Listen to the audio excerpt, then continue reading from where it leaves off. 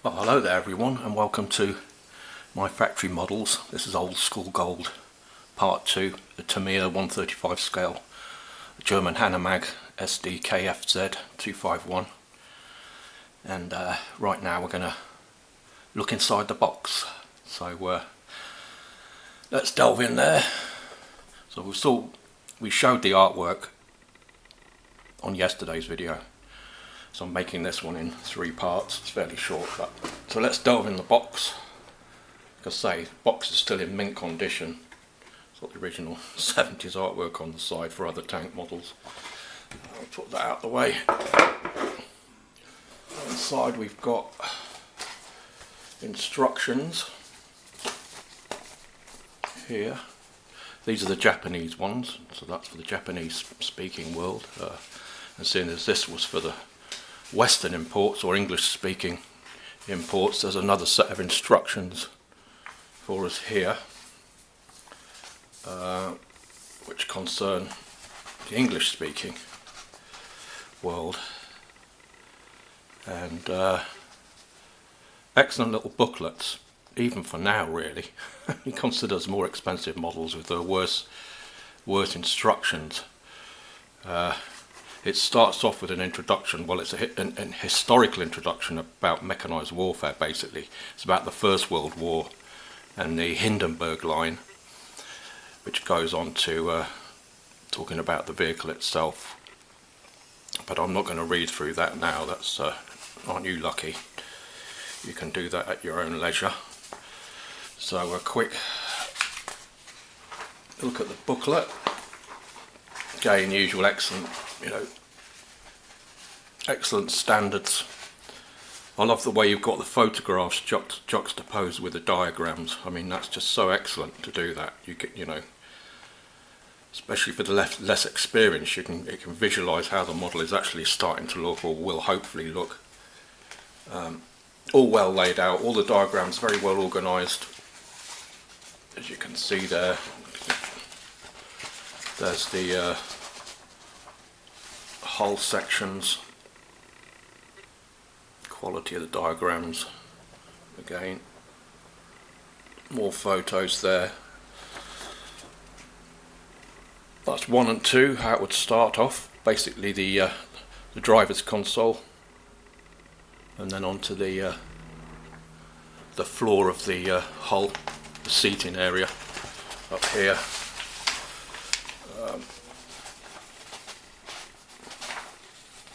That's number 3, but this is just to give you a brief overview. I'm not going through every single diagram, but basically we've got 4 sprue sets here. So there's A, B, C. Looks like maybe there's just 3. No, I think there's 4 because you've got the figures as well. See that?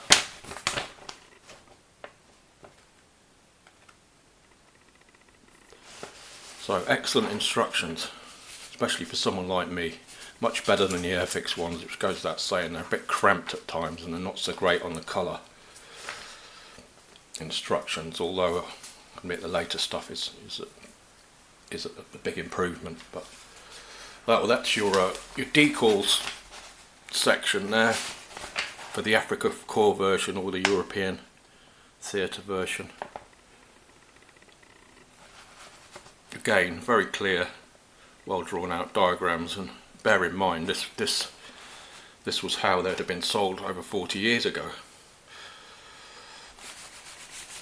That's your diagram for your combat crew.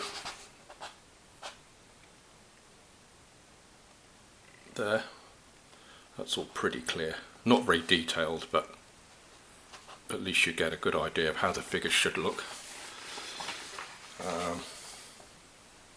Yeah, I think the history continues on the back with also some nice little drawings of the variants of the SD KFZ, because they did make quite a few variants of this vehicle. It was obviously pretty versatile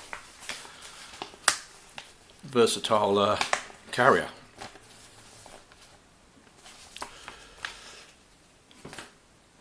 Then we've got a little leaflet, which I wish actually more kits did that. That's quite nice. You've got tech tips. They must have been putting these in the kits right from the beginning in the, 60s or whatever. When I don't know when Tamiya actually started making kits, but this is actually very useful.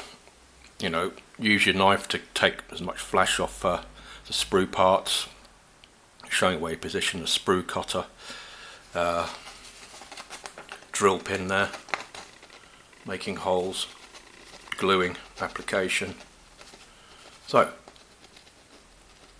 very simple. A few simple tools that you can use to actually make a good model at the top. So it's not a booklet, but very concise and straightforward, so there's no messing about. You even got some painting tips on the reverse of the sheet. Rattle cans, and also test fitting, dry fitting parts, that kind of thing. And if you've got metal parts, there's a few photos on attaching photo actual metal parts. I don't know whether there's any actually with this kit or not. I wouldn't know, so I've never built it before, even though millions of these have been built. Judging by the amount of dioramas out there, I think people just buy them for dioramas as well. I mean, there must have been thousands and thousands of these kits built. Inside the box, it's one of the tracks. It's not bad looking detail for a rubber track either. It looks pretty convincing to me. I mean, yeah, metal track, link track, I've since learnt, would look a bit more realistic, but I think they're pretty good. Some painting tricks on them. So there's two of those. And you've got your bag here with this contained two of the sprue gates. I'm assuming it's A and B, plus your decals in there. So that's one bag there with two of the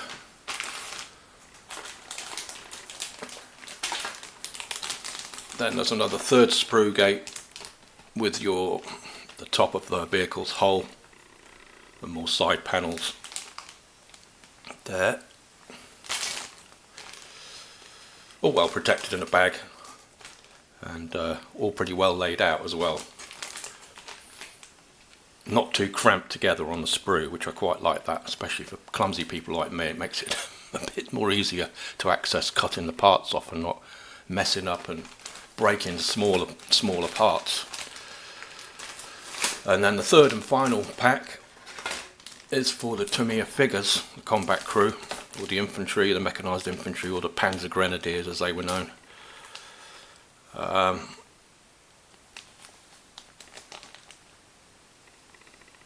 Looking at this, looking at these, well, they're pretty old figures. They're fairly well detailed. The definition is not too great, but they're still pretty good for the time. I mean, you can see pockets on jacket, jacket pockets, that kind of thing, belts, insignia almost. So they are pretty good.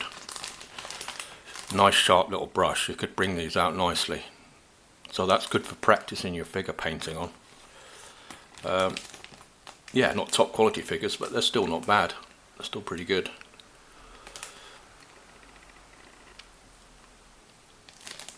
Probably not as good as the rest of the kit, but that really is a minor whinge for the value for money. And they're still pretty good. And then finally, this is loose in there, the bottom of the hull, or the main hull. Again, it's just solid grey plastic with your 7